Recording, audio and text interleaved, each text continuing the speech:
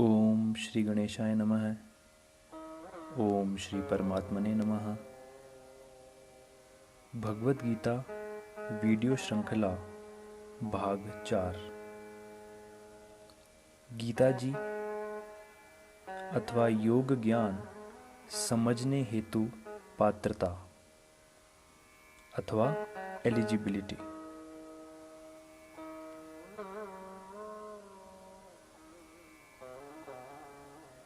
प्रथम बिंदु, योग क्या है? देखिए, भगवद गीता को योग शास्त्र भी कहा गया है। पहले हमें जानना चाहिए कि योग होता क्या है। परिभाषा। योग की परिभाषा को 3 वाक्यों में समझाया जा सकता है। पहला, परमात्मा से मिलन का नाम ही योग है। योग अथवा जुड़ाव। दूसरा,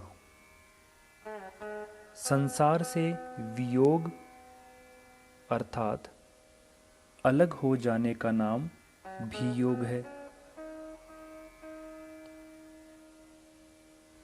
तीसरा, जो महर्षि पतंजलि द्वारा कहा गया, चित्त अथवा मन की वृत्तियों अथवा टेंडेंसीज का निरोध अथवा रोका जाना ही योग है। जब मन के अनुसार हम ना चलें,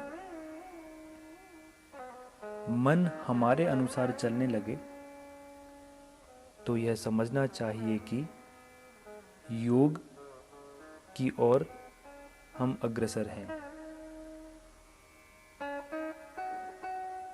योग की प्राप्ति कब होती है?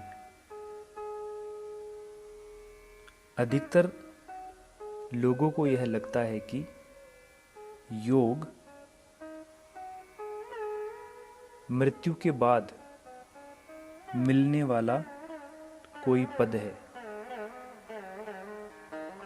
अगर ऐसा होता तो इस विश्व में उत्पन्न हुए कई महानुभावों अथवा योगियों को यह जीवन काल में प्राप्त नहीं हुआ होता। हम कह सकते हैं कि योग की प्राप्ति जीते जी ही संभव होती है। मोक्ष क्या है? योग का लक्ष्य मोक्ष प्राप्त करना है। जन्म मृत्यु के चक्र से मुक्ति पाना ही मोक्ष है। जब यह आत्मा शरीरों को धारण करना बंद कर देती है, तो यह अपने परमात्मा से मिल जाती है तथा सदा रहने वाले आनंदित माहौल में रहती है। यही मोक्ष है। स्वर्ग के लालच में ना फंसे। इस दुनिया में किए गए अधिकतर अच्छे कर्मों के पीछे स्वर्ग प्राप्ति की जिज्ञासा होती है, लालसा होती है, इच्छा होती है। भगवान श्री कृष्ण ने स्वर्ग प्राप्ति को जीवन का अंतिम उद्देश्य ना मानते हुए मोक्ष प्राप्ति को, ज्ञान प्राप्ति को, स्वयं के बोध को, स्वयं को जानने को जीवन का अंतिम लक्ष्य बताया है। हम साधकों को स्वर्ग के लालच में इसलिए नहीं फंसना चाहिए क्योंकि स्वर्ग के सुख भोगकर पुनः आपको मानव देह प्राप्त करनी होगी तथा अपनी साधना के पथ पर आगे बढ़ना होगा।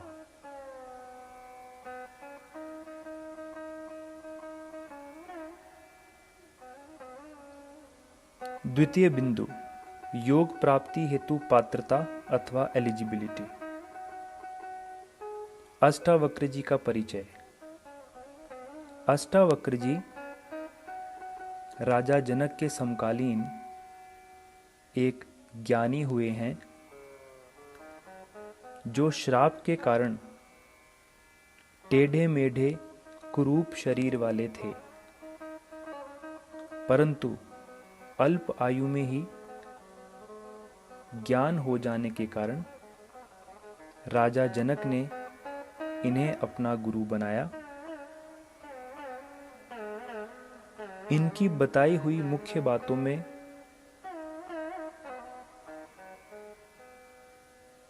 अहंकार से मुक्ति, पूर्ण समर्पण, शरीर मन के भावों से मुक्ति आवश्यक है। अष्टावक्र जी कहते हैं कि जो संसार से भरा है, अहंकार से भरा है, वह आत्मज्ञान से रीता अथवा खाली रहेगा। जो संसार से शून्य है अथवा दूर हो चुका है, वह आत्मज्ञान से भर जाएगा। इनकी कही बातों को अष्टावक्र गीता में समाहित किया गया है। अष्टावक्र जी से ज्ञान प्राप्त किया राजा जनक ने। स्वयं भगवान श्री कृष्ण से ज्ञान प्राप्त किया अर्जुन ने। दोनों की पात्रता में थोड़ा अंतर देखा गया है। राजा जनक अर्जुन के मुकाबले अधिक नम्र, शुद्ध चित्त अथवा मन वाले, मुमुक्षु, मोक्ष के लिए तत्पर, प्रतिभा संपन्न एवं गुरु में पूर्ण श्रद्धा रखते थे। इसीलिए उन्हें एक ऋषि की कही बात जल्दी समझ आ गई, जबकि